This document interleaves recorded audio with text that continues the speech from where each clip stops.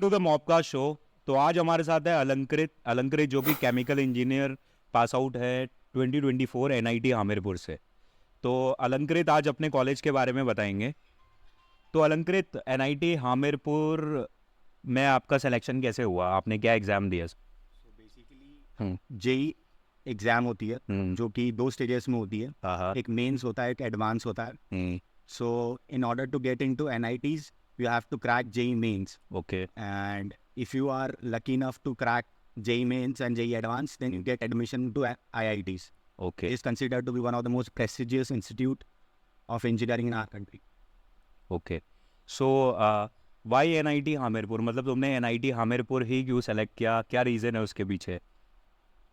First reason was कि मेरे को मेरी जो रैंक थी हम्म। it was around 40,000. Okay. So I wasn't able to get into the NITs like Jaipur, MNIT Jaipur, and VNIT Nagpur.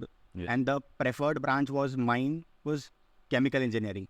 तो मेरे को NIT हमीरपुर में मिल रही थी और NIT जालंधर में मिल रही थी। ओके। तो क्योंकि I had a fascination for Himalayas okay. And I wanted to live there, तो फिर मैंने इस चक्कर में NIT हमीरपुर ली। मतलब दोनों काम हो गए, घूम भी लिया और इंजीनियरिंग भी कर ली। इंजीनियरिंग भी हो गई। ये तो भाई ड्रीम ही होता है यार सब लोगों का कि मतलब तुम्हारा कॉलेज एक ऐसी जगह हो जहाँ तुम्हें वीकेंड्स में अच्छी जगह जाने को मिल जाए।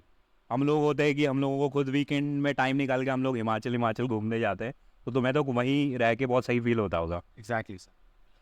तो अब बात करते हैं यार तुम्हारे कॉलेज की, कि कॉलेज के आसपास की लोकेशन कैसी है। अगर एनआईटी हामिरपुर की बात करूँ तो मैं दिल्ली से कैसे जाऊँगा? दिल्ली से एनआईटी हामिरपुर जाना है, मैं कैसे पहुँचूंगा वहाँ पर? तो बेसिकली आपको पहुंचना पड़ेगा कश्मीरी गेट, हम्म। और वहाँ से जो है HRTC की बसेस चलती है। Okay. So will get a direct bus from Kashmere Gate to Hamirpur. Hmm. वो अराउंड 8 बजे 8 बजे से स्टार्ट हो जाती है, रात के 8 बजे से। तो एक तो है कि आप जो है बुकिंग कर लो पहले से ही हम्म। रेड बस में, हम्म। या तो फिर आप वहाँ पर जाकर भी कर सकते हैं। बट प्रेफर यही करना कि आप पहले से बुकिंग करके जाए, हम्म। और क्योंकि वहाँ पे मतलब सीट्स मिलना बड़ी मुश्किल होती है। अच्छा। There is lot of traffic there. Okay. जैसे आप एनआईटी हामिरपुर, मतलब हामिरपुर पहुंच गए, ठीक है, आपने बोला कि बस से जाना है, तो बस से एनआईटी हामिरपुर पहुंच गया। मैं अपना एग्जांपल लेता हूँ, मैं हामिरपुर में उतर गया, फिर उसके बाद क्या कुछ लोकल टैक्सी करनी पड़ती है कॉलेज पहुंचने के लिए या कुछ हाँ, ऐसा? वहाँ पे टैक्सी अवेलेबल होती है। अच्छा। आप जैसे बस स्टैंड पे पहुँचोगे हम्म। NIT हमीरपुर के, हम्म। तो वहाँ से डायरेक्ट टैक्सी आपका NIT हमीरपुर के लिए मिल जाएंगी। अच्छा। It will cost around 200 rupees. अच्छा, 200 रुपये, मतलब आराम से तुम वहाँ पहुँच जाओगे एनआईटी हामिरपुर। अच्छा, ये तो आपको गेट तक छोड़ देगा, मतलब आपके कॉलेज के गेट के पहुँच छोड़ देगा वो।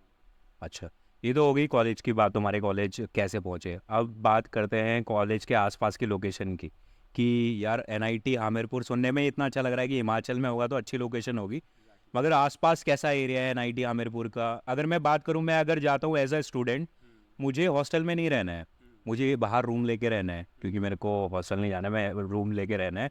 तो कैसा एरिया है वहाँ बाहर रहने के लिए हामिरपुर? अगर आप उसको कंपेयर करोगे बाकी हिमाचल के पर्सपेक्टिव से, हम्म। तो it's a plain area. Okay. Like you won't get too much mountains, but from a person who is coming from plain region, like from you are coming, for example, if you are coming from Delhi, so it will be a very pleasant experience for you, क्योंकि आपको हर जगह greenery greenery. In fact हमारा पूरा campus जो है वो पूरी greenery से भरा हुआ है। Like you will get lot of enjoyment, बहुत ही प्लीजेंट एक्सपीरियंस है हम्म। कैंपस के ऑल अराउंड। हम्म। और रही बात कि आपको अगर कैंपस के बाहर रहना है, हम्म। तो there are lot of rooms available for that as well, if you okay, want to stay outside of the campus. मतलब इजीली मिल जाता है हमें। Easily available. अच्छा, तो अगर And ठीक है। that too at affordable price. Okay, अब हम बात करते हैं आगे। तुमने कॉलेज के अंदर एडमिशन ले लिया। अब जो सबसे पहली चीज़ मैं पूछूंगा वो तुम्हारा फर्स्ट ईयर का एक्सपीरियंस कैसा रहा है? क्योंकि यार देख, सब क्या होता है कि 12th के बाद जो बच्चे बाहर निकलते हैं ना, जब मैं भी निकला था तो बहुत सारी चीज़ें होती है, हमारे पेरेंट्स को भी बहुत चीज़ें लगती है, अगर तुम प्रॉपर उसी प्लेस से नहीं हो, बाहर जा रहे हो, तो बहुत डर होता है, और बच्चे के अंदर भी डर रहता है कि यार मैं उस कॉलेज में जा रहा हूँ तो वहाँ कैसा माहौल मिलेगा। तो तुम्हारा फर्स्ट ईयर का एक्सपीरियंस कैसा था एनआईटी आमिरपुर में? Unfortunately सर, हम ऑनलाइन बैचेस है, ओके। तो हमारा मतलब हम तो कॉलेज गए अराउंड फोर्थ सेमेस्टर के second year and. Second year and था। तो एक्सपोजर हमारा फर्स्ट ईयर का बिल्कुल ज़ीरो था क्योंकि हमने ऑनलाइन से स्टार्ट किया था, बट नॉनदलेस हमने फिर भी जो है जब हम सेकेंड ईयर में पहुँचे तो मेरे मतलब मेरा जो एक्सपीरियंस था वो काफ़ी मतलब एनरिचिंग था, क्योंकि हमारे जो सीनियर्स थे उन्होंने हमें काफ़ी सपोर्ट किया। लाइक दे न्यू कि हम कोविड वाले बैचेस है और हमने ऑनलाइन से स्टार्ट किया है, तो उन्होंने हमें बिल्कुल ग्राउंड जीरो से चीज़ें समझानी शुरू की कि कॉलेज में एटमॉस्फेयर कैसा है, कॉलेज में क्या प्रोटोकॉल्स है। Like I remember one experience, मेरे जैसे क्या होता है कि जब आप कॉलेज में जाते हो तो आपको एक रोल नंबर असाइन होता है, यस तो आपका जो सीनियर होगा वो आपका आरडी होता है। So he will guide you all along your college journey. तो उन्होंने मुझे पहले दिन जैसे मैं कॉलेज पहुंचा तो उन्होंने बोला कि आपको मेरे रूम नंबर है ये, वो रहते थे हिमाद्री में, and I was there in Nilkanth hostel. Like अगर आप सेकेंड ईयर में हो तो you will get Nilkanth hostel, okay. And those who are in third year they will get Himadri hostel. तो डिफरेंस क्या है, मतलब हिमाद्री और उसमें क्या कुछ अंदर फैसिलिटीज डिफरेंट है? डिफरेंस नहीं, बस नाम का डिफरेंस है। अच्छा, मतलब एक सुपेरियोरिटी कह सकते हो, सीनियरिटी वो डिफाइन करता है कि ये सीनियर है ये जूनियर है, ऐसा? ऐसा कुछ नहीं है, बस ये है कि आप मतलब कॉलेज का एक मैकेनिज्म है, एक प्रोसीजर है कि ओके। जो सेकेंड ईयर के स्टूडेंट्स है वो स्टे करेंगे नीलकंठ में, और जो थर्ड ईयर के स्टूडेंट्स है वो हिमाद्री में स्टे करेंगे। ओके, ठीक। अगर आप एरिया वाइज बात करें तो नीलकंठ हॉस्टल थोड़ा छोटा है, क्योंकि वहाँ पे आपको एक रूम में लाइक 3 और 4 स्टूडेंट्स रहते हैं अच्छा। नीलकंठ में। जैसे आप हिमाद्री में जाओगे तो देर आर रूम्स जहाँ पे आप 2 बंदे भी रह सकते हैं, 3 बंदे भी रह सकते हैं। तो पर नीलकंठ में ऐसा है कि आपको एक रूम में 4 बंदे कंपलसरी है। एक देर इज़ नो वहाँ पे प्रोविजन नहीं है कि आप एक बंदे में एक रूम में केवल 2 बंदे रहेंगे, ऐसा नहीं। तो अब उन्होंने मुझे हिमाद्री में बुलाया, तो व्हेन आई वेंट देयर तो मैं चप्पल में गया था, हाँ। तो उन्होंने बोला जा शूज़ पहन के। अच्छा। So there is a protocol in our college कि अगर आप अपने रूम से बाहर निकल रहे हो तो you will have to wear shoes, मतलब किसी भी टाइम पे किसी भी टाइम पे शूज पहनना है शूज़ फिर? पहनना है। मेस में नहीं, जब आप हॉस्टल के मेस में जा रहे हो तब नहीं, लेकिन जैसे ही आप अपने हॉस्टल के बाहर निकले किसी दूसरे हॉस्टल में जा रहे तो you have to wear shoes.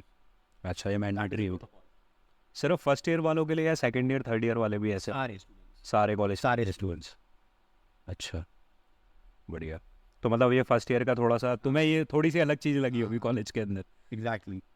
अब हम बात करते हैं यार कॉलेज के फैकल्टी के बारे में, है ना, कि तुम्हारी फैकल्टी कैसी थी? वैसे तो एनआईटी कॉलेजेस की फैकल्टी तो अमेजिंग रहती ही रहती है, मगर एनआईटी हामिरपुर की बात करूँ, हामिरपुर में तुम्हारी केमिकल की फैकल्टी कैसी थी, केमिकल इंजीनियरिंग की?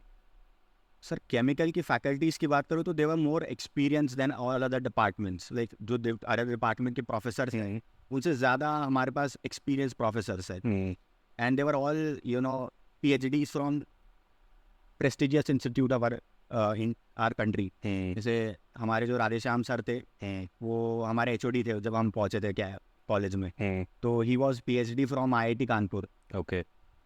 और ऐसे बहुत सारे टीचर्स जो थे, but one thing that I would like to highlight here is that कि हमारे प्रोफेसर्स के पास जो है, इनफैक्ट ये सिर्फ NIT हमीरपुर की बात नहीं है, I have seen all across the our country कि इनमें एक्सपीरियंस बहुत होता है, इनमें नॉलेज बहुत है, but the way they deliver it, मतलब एक होता है कि सर आप पढ़ा रहे हो, you have knowledge, but if you are not able to deliver it to the people then your job is not like you are in the job of teacher, like you're teaching, and if you're not able to deliver that knowledge and people are not able to get you, then there is something like there's a lack in it. यहाँ पर मैं समझता हूँ कि यहाँ पर जो है काम होना चाहिए जहाँ पर आप उनको टीचिंग कैसे करते हैं उसकी ट्रेनिंग मिले। When I was there in Kota, मैंने अपनी 12th जो है 11th-12th कोटा से, और JEE की प्रिपरेशन भी मैंने कोटा से स्टार्ट की। अच्छा, मतलब 12th के बाद आपने थोड़ा गैप लिया है? गैप में आपने? मैं 11th और 12th कोटा में ही था। अच्छा, 11th-12th कोटा में ही था। वहाँ से फिर सीधा मेरा एडमिशन हुआ अच्छा, यहाँ पे NIT हमीरपुर में। ओके। तो वहाँ पे क्या होता है कि जितने भी फैकल्टीज़ होते हैं, I was there in Resonance, तो वहाँ पे जितने भी फैकल्टीज़ होते हैं जब वो न्यू ज्वाइन करते हैं, no matter from which college they are, they all have to compulsory undergo training for almost 1 year. अच्छा, आपको 1 साल जो है पढ़ाते कैसे पहले ये सीखना पड़ेगा। हाँ, ये ज़रूरी होता है, एग्जैक्टली, बहुत ज़रूरी है। एंड दिस इज समथिंग, ये जो मेजर गैप है ना सर, ये सारे आपको प्रेस्टिजियस जितने भी हमारे कंट्री में इंजीनियरिंग इंस्टीट्यूट्स है, आपको वो देखने को मिलेगा कि जितने भी प्रोफेसर्स है वो नॉलेजेबल तो है but they are not able to deliver it. क्योंकि एज अ टीचर अगर तुम टीचर हो तो जो मुझे लगता है, मैं भी ये फील करता हूँ कि वो मैटर नहीं करता कि तुमने कितना बड़े कॉलेज से पढ़ा हुआ है. ठीक है, तुमने कितने बड़े कॉलेज से, अगर तुम स्टेज में जाके या तुम आगे बच्चों को, स्टूडेंट्स को पढ़ा नहीं पा रहे हो, जो चीज़ है एक्चुअल में वो बता नहीं पा रहे हो, सही तरीके से डिलीवर नहीं कर पा रहे हो, तो there is no use. There is no use of that knowledge. Yes. तो वो एक चीज़ मुझे देखने को मिली. बाकी जब आप कॉलेज में जाओगे तो you will have to be like very attentive, और आपको पढ़ना तो पड़ेगा क्योंकि professors will come, they will deliver the lecture, but the rest of the part, like understanding the things, they'll not be available 24/7 for you.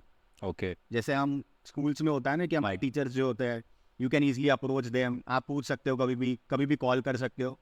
In college it doesn't happen. Okay, मतलब तुम्हें अपने खुद के एफर्ट्स डालने पड़ेंगे. वो तो तुम्हें एक छोटा सा गाइडेंस दे देंगे कि ये होता है, बाकी तुम्हें एफर्ट्स डालने पड़ेंगे. Exactly. Okay. And make sure कि आपका जो ग्रुप हो कॉलेज में वो अच्छा हो. अच्छा, ग्रुप मैटर करता है कॉलेज? एग्जैक्टली. कैसे मैटर कर सकता है, कैसे? मैं आपको बताता हूँ. आपकी जैसे सराउंडिंग्स होगी, सिमिलरली आपकी जो पर्सनालिटी होगी वो उसी अकॉर्डिंगली शेप होगी. Yes. If you are in the group of highly competitive people जो कि अपने लाइफ में कुछ करना चाहते हैं, कुछ अचीव करना चाहते हैं, then you will also will try to become like that. और मैंने ये ऑब्जर्व किया है कि जब मेरे तो बहुत सारे ग्रुप्स चेंज होते गए, जैसे फर्स्ट ईयर में था तो मेरा ये ग्रुप था, फिर सेकेंड ईयर में ये हुआ. जब मैं फाइनल ईयर में पहुंचा तो आई रियलाइज समथिंग कि यार मेरे को ऐसे लोगों के साथ रहना है जो कि करियर ओरिएंटेड है and they want to do something in their life. ठीक है, आप फर्स्ट ईयर आते हो, सेकेंड ईयर आते हो, you explore things. I am not saying कि you should not explore things, explore करो, but when it comes to third year you need to become serious. अच्छा, मतलब तुम्हारा यही एडवाइस है कि स्टार्टिंग के फर्स्ट सेकंड ईयर तो जितना आपको एक्सप्लोर करना है, एक्सप्लोर करो, फिर थर्ड ईयर से थोड़ा सीरियस हो जाओ स्टडी से रिलेटेड, प्रेपरेशंस की, मतलब अपने करियर की तरफ. तो हम बात करते हैं यार कॉलेज की. हमने इंफ्रास्ट्रक्चर की बात कर ली, फैकल्टी की बात कर ली, अब हम जाते हैं कॉलेज के प्लेसमेंट्स के बारे में कि कॉलेज में प्लेसमेंट्स कैसे हैं, और कॉलेज में तुम्हें कुछ एक्सटर्नल तुम्हारी पर्सनैलिटी के लिए कुछ काम करता है कॉलेज, ऐसा कुछ है कॉलेज के अंदर, NIT आमिरपुर के अंदर? तो सर पर्सनालिटी की बात करूँ तो देर आर डिफरेंट क्लब्स जहाँ पर आप एनरोल कर सकते हो. लाइक जब आप फर्स्ट ईयर में आते हो तो उनके इंटरव्यूज होते हैं डिफरेंट क्लब्स के. जैसे हमारे कॉलेज में एक इंग्लिश क्लब था, एक फैशन परेड क्लब था जिसका मैं मेंबर था, एक नाटी क्लब था. सो देर आर डिफरेंट क्लब्स. ठीक है, तो हमारे कॉलेज में 2 इवेंट्स होते हैं. एक टेक्निकल इवेंट होता है, एक कल्चरल इवेंट होता है. टेक्निकल इवेंट का नाम है निम्बस और कल्चरल इवेंट का नाम है इनफेयर. ओके. सो हमारे जो टेक्निकल इवेंट के लिए जो क्लब है वो अलग से, वो डिपार्टमेंटल वाइज बटे हुए हैं. फॉर इंस्टेंस जैसे अगर मैं केमिकल डिपार्टमेंट की बात करूँ तो हमारी जो टेक्निकल टीम थी उसका नाम था हर्मेटिका. ओके. तो हम प्रोजेक्ट्स बनाते थे जो केमिकल या केमिकल इंजीनियरिंग से रिलेटेड है, and then we basically foster it there in the event. हम उसको प्रमोट करते थे, हम उसको जो है शोकेस करते थे कि हमने ये क्रिएट किया है. And then there is a competition कि जिसके प्रोजेक्ट सबसे अच्छे हो they will go to win that event Nimbus. वैसे ही हमारा एक हिल फेयर था. तो हिल फेयर में हम बेसिकली जो डिफरेंट क्लब्स हैं वो अपनी स्पेशलिटी जो है वो शोकेस करते हैं वहाँ पर जाकर. जैसे मैं जिस क्लब में था fashion parade, so we use to do modelling there. Okay. तो आपको वो सिखाएंगे, जैसे हमारे जो सीनियर्स थे तो वो आपको सिखाएंगे कि आपकी कॉन्फिडेंस कैसे, आपको वॉक कैसे करनी है, like how you have to face the audience, what expression you have to keep in your face while you know facing them. So ये सारी जो चीज़ें हैं ये आपकी पर्सनालिटी डेवलप करती है as you basically proceed along your college life. तो वो काफ़ी मैटर करता है कि आप डिफरेंट क्लब्स में मतलब आप एनरोल करें. You should become the member of different clubs. इससे ये होता है कि apart from your I would say technical knowledge, your interpersonal skills also get developed. और ये बहुत ज़्यादा मैटर करती, और ये बहुत ज़्यादा मैटर करती है आगे जाके. देखो मैं आपको सर बताता हूँ, आप सारी चीज़ें अच्छी कर लोगे, you will be very technical, would have enormous amount of knowledge about your own about your own departments, about your own field, but what happens is that during HR interviews, your core knowledge about your department, about your field will not going to matter a lot. What will going to matter you is that what is your personality, आपकी personality कैसी है, like how you are interacting. मेरे ऐसे बहुत सारे friends थे, I'll tell you. जब मैं इंटरव्यू में बैठा हुआ था प्लेसमेंट्स के लिए, there were lot of people जो कि मेरे से ज़्यादा टेक्निकली साउंड थे, but what happens is when they came into GD round, they all got eliminated in the first round itself, क्योंकि उन्होंने जो फोकस किया होगा सिर्फ स्टडी में किया होगा, स्टडी में किया, पर्सनैलिटी डेवलपमेंट पे तो करने पे। वो जीडी में क्या होगा कि आपको एक ग्रुप में बिठाया जाएगा और उसके बाद आपको एक रैंडम टॉपिक दिया जाएगा जिसके ऊपर आपको बोलना होगा। और अगर आपको वैसा एक्सपीरियंस है नहीं, आपको वैसा एक्सपोजर मिला नहीं है कि आप लोगों से इंटरैक्ट कर रहे हो, you are talking about things and stuff, then you can not do that in GD as well. ठीक है, no matter how technically sound you are, you can not do that. तो वहाँ पर जो है, जो टेक्निकली साउंड वाले बंदे हैं and at the same time they are not having interpersonal skills and communication skills, zero हो जाता है उनका वहाँ पे जाके। फिर कोई फ़ायदा नहीं उतना टेक्निकल नॉलेज का। टेक्निकली फिर आपको साउंड होने का कोई फ़ायदा नहीं है, क्योंकि जब आप किसी इंडस्ट्री में जाते हो तो आप सिर्फ अपने टेक्निकल स्किल्स के ऊपर काम करके जो है आप you are not going to proceed, you have to maintain interpersonal skills as well, you have to maintain your PR as well. तो वो चीज़ें फिर जो है आपका जो है वहाँ पे जो है आप जीरो हो जाओगे, फिर दैट इज़ अ प्रॉब्लम। सो मेरी पर्सनल एडवाइस यही रहेगी आपको कि आप एनरोल करो जितना ज़्यादा जो है, आप जितनी ज़्यादा सोसाइटीज़, जितनी ज़्यादा आप क्लब्स में पार्टिसिपेट करोगे उतनी ज़्यादा आपकी पर्सनैलिटी ग्रूम होगी and that will reflect in your interviews as well. Okay, अब बात करते हैं यार केमिकल इंजीनियरिंग पे कौन कौन सी कंपनीज जो है एनआईटी हमीरपुर में आती है प्लेसमेंट्स के लिए? बेसिकली सबसे प्रोमिनेंट जो है हमारी रिक्रूटर है वो है रिलायंस। ओके, उसके बाद है Technip industries, third HMEL। So basically जब आप केमिकल में हो तो केमिकल में जितने भी रिफाइनरी ओरिएंटेड कंपनीज हैं सारी आपको मिलेगी। Apart from that, if you are good into programming तो वहाँ पर भी आपको एलिजिबल किया जाता है। ऐसा नहीं है कि सिर्फ आप IT वालों को ही एलिजिबल किया जाता है, but they have an advantage over other departments, but आपको वहाँ पे एलिजिबल होगा। इनफैक्ट मैं आपको बताता हूँ, हमारे एक सीनियर थे समीप सहगल नाम, वो हमारे मेरे से एक ईयर सीनियर थे। He got placed at the package of 35 lakhs per annum okay, in CRED. So he in CRED uh, and he was in chemical. chemical department. Okay, So that was the highest package. Sorry, 35 नहीं 52 lakhs है। Okay, 52 lakhs. हाँ, 32 को cut करके 52 के 52. ठीक। So it's around 52 lakhs. So if you are determined, you can get into an IT as well. So there are enormous opportunities available for you. You just need to, do your best. You have to do hard work. There is no substitute for hard work.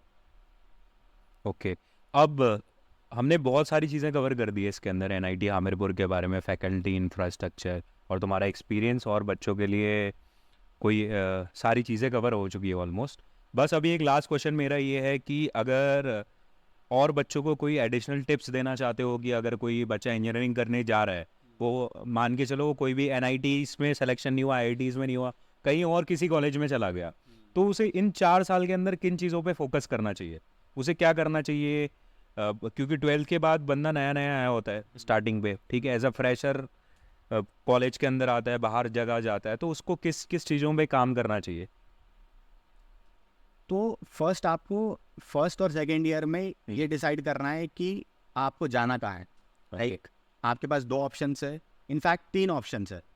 Like there are consultancy, फिर उसके बाद है आपके पास आपकी core जिसमें आप वो जिस डिपार्टमेंट में, और उसके बाद जो है फिर आपका IP। तो आपको पहले जो फर्स्ट 2 ईयर्स है उसमें आपको एक्सप्लोर करना है कि भाई मेरा पैशन कहाँ पे है। लाइक मेरे को किस काम करने में लाइक आई फील ऐसा पैशनेट कि मेरे को मज़ा आ रहा है काम करने में। क्योंकि as long as you don't feel enjoyment in doing your work, you can not sustain it for a very longer period of time. तो आपको अपने काम को इंजॉय करना पड़ेगा, उसके लिए you have to invest your time into that.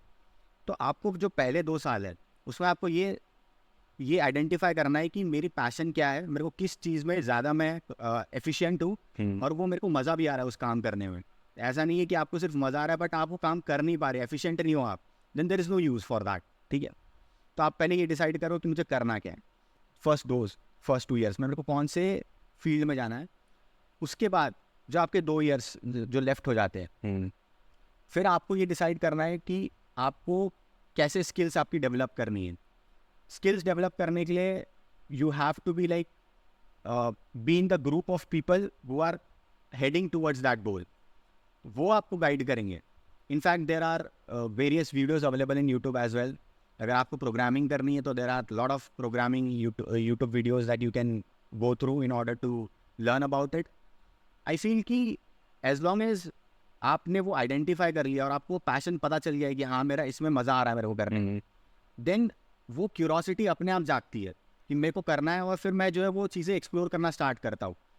तो सबसे पहला जो प्रोमिनेंट टास्क है वही आइडेंटिफाई करना। लॉट ऑफ पीपल, मैंने बहुत सारे अपने कॉलेज के लोगों को देखा है, वही आइडेंटिफाई नहीं कर पाते फाइनल ईयर तक कि मेरे को करना क्या है। करना क्या है, फिर एट द एंड फिर वो कुछ फिर वो बिल्कुल जो है डिसमे में होते हैं कि भाई मैं यहाँ पे जाऊँ यहाँ पे जाऊँ, फिर वो कहीं के नहीं रह जाते।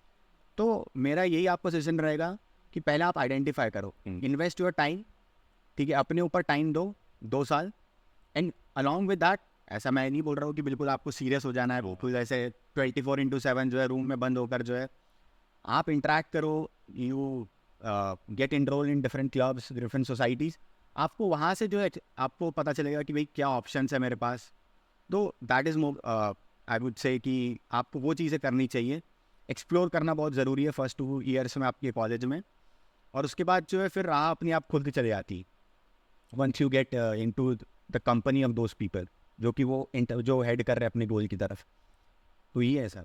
अच्छा, मतलब एक ब्रीफ में अगर मैं कहूँ तो ब्रीफ में ये है कि स्टार्टिंग के 2 साल अपना इन्वेस्ट करो, एक्सप्लोर करो सारी चीज़ें एक्सप्लोर करो और फिर डिसाइड करो कि मेरे को करना क्या है एग्जैक्टली, मुझे जाना कहाँ है। मुझे कि जैसे बताया स्टार्टिंग में कंसल्टेंसीज में जानी है, कोर में जाना है या कहीं आईटी कंपनीज में जाना है, तो वो तुम जल्दी से जल्दी डिसाइड कर लो और चीज़ें ज़्यादा से ज़्यादा एक्सप्लोर करो। ठीक, अब एक लास्ट क्वेश्चन है यार, इसके बाद हम कंक्लूड कर दें इसे। तो लास्ट क्वेश्चन है कि तुम्हारा एक हैप्पी मोमेंट होगा कॉलेज के अंदर, शायद बहुत सारे होंगे ऐसे हैप्पी मोमेंट, मतलब एक अच्छा सा मोमेंट जो तुम्हारे कॉलेज के साथ वाले उनको भी याद रहे, अगर तुम्हें बताओ तो इस चैनल के थ्रू। एक्चुअली अब like I tell you something. During my 3rd year, ये बोलना है ये हार्ट ब्रेक वाला फेज है, उसके बाद जो मेरा कमबैक है वो तो इट्स एन अचीवमेंट। तो मेरे लिए वो बहुत मायने रखता है। Like it give me really proud feeling कि मैंने उसको ओवरकम किया ऐसे करके। एंड आप कॉलेज में होते हो तो you get attracted towards you know someone. तो हम कुछ महीने साथ रहे and due to certain circumstances we got separated. So वो फेज जो था it was the toughest part of my college life. Okay, तो वो I was like totally broken. तो I met my friend was very experience in to this kind of things. तो उसने कहा कि कि तू जो भी what ever you feel we should write that. And eventually I started writing. And one day, I showed my writings to my friend, and he said, "This is amazing." Like, I started writing poetries. Okay, And tell you something, जैसे poetry में हम कहते हैं कि there should be a rhyming after each line. Yes, I don't feel so. Tell you something. मैं समझता हूँ कि poetry is a constant flow of emotions. You need not to feed the words so as to rhyme it to the other previous line. It should be like a free flow. तो मेरा जो genre है it's a free style. Like I don't try to rhyme the poems. If it get rhymed by itself, then I have no problem with it. But I am not going to rhyme it. जो मैं लिखता हूँ, I will write. I will not going to erase any single word from it, just so as to fit it to the contemporary poet's style. I will try to create my own style. तो मैंने जो है फिर poetry लिखना start की, and eventually वो poetry collection हो गया मेरे पास, लगभग 45 से 50 पोएम्स हो गई मेरे पास। अच्छा। और मैंने फिर जो है हमारे जो एडिटर्स होते हैं, मैंने उनको अप्रोच किया, and you will not believe, they said कि हम आपकी बुक फ्री में पब्लिश करेंगे। अच्छा। It will going to take a 7 day review process, जो कि हर एक जब चीज़ें भी आप पब्लिशिंग कंपनीज में जाओगे तो you have to go through that process, review process. तो वो प्रोसेस होता है, यानी मेरी बुक पब्लिश हो जाती है। That feeling when you get your book into your hands that is written by you, that is something, and that too, that came as a result of something which is considered to be a very bad thing. Like हमारे society में ऐसा एक perception है कि heart break is a very tough, in a very tough phase, but when you eventually come out of it and you come back very strong, that is something which is needs to be appreciated as much as we can.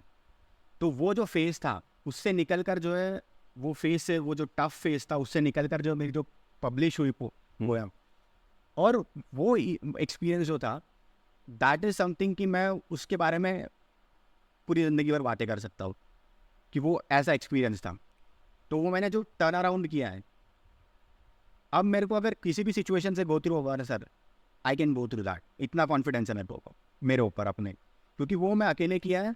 और किसी भी अगर आप constant एक ऐसे graph से जा रहे हो जो कि बिल्कुल ऐसा कांस्टेंट है, then it is, I mean वो इतना एनरिचिंग एक्सपीरियंस नहीं होता। लेकिन आप सडनली एक डाउनफॉल आता है और उसके बाद जब आप वो ग्राफ जो है ऊपर जाता है, दैट फीलिंग इज समथिंग जो कि आप लोगों से शेयर करते हो। तो I shared it through poetries, और मेरे को लगता है कि वो अब ऐसा है कि it has become a part of my life.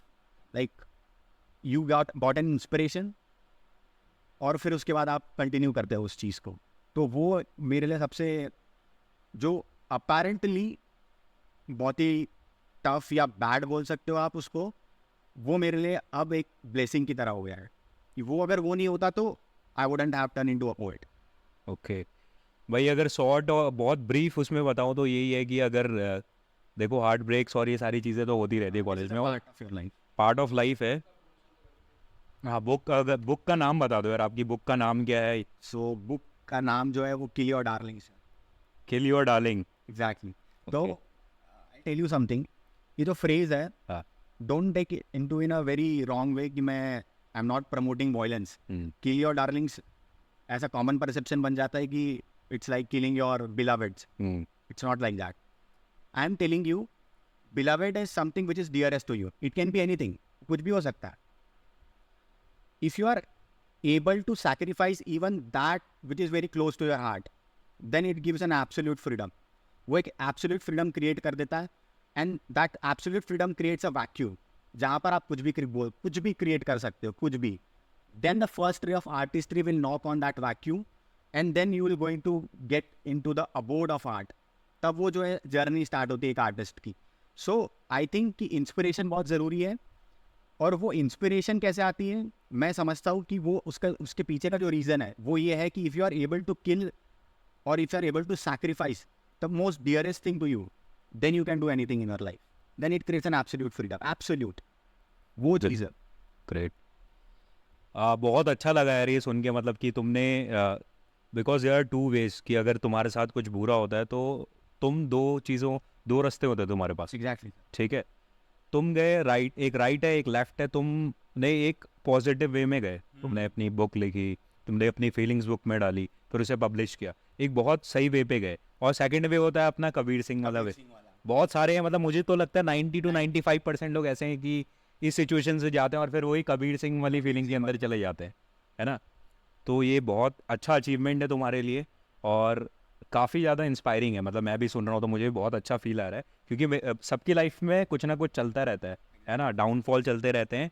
जो तुमने ये बात बताई, शायद बहुत सारे लोग जो सुन रहे होंगे वो लोग भी इंस्पायर होंगे तुम्हारी बात से. So thank you.